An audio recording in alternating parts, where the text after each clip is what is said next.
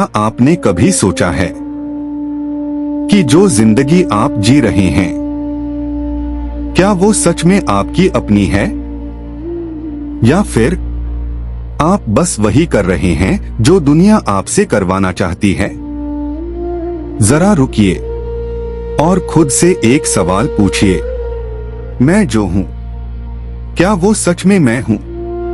संत कबीर ने सैकड़ों साल पहले एक ऐसी बात कही थी जो आज भी उतनी ही सच्ची है, बल्कि आज के समय में और ज्यादा लागू होती है।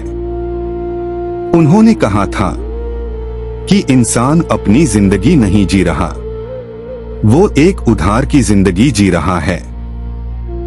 उधार की सोच, उधार के विश्वास, उधार के सपने, और यही सबसे बड़ी समस्या है।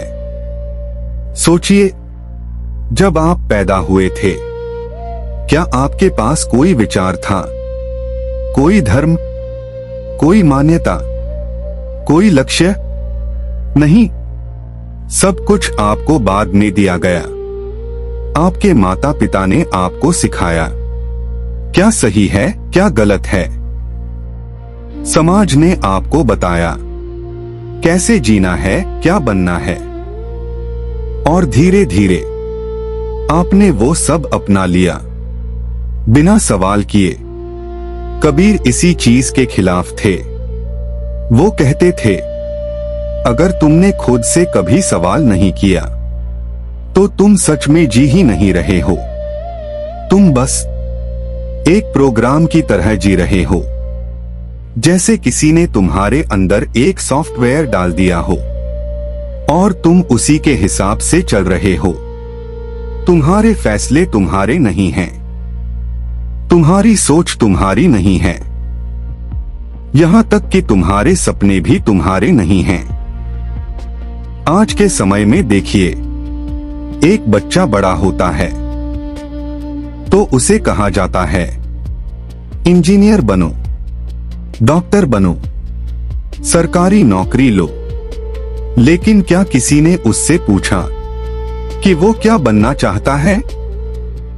नहीं, क्योंकि समाज को एक सिस्टम चाहिए, इंसान नहीं, और हम सब उसी सिस्टम का हिस्सा बन जाते हैं।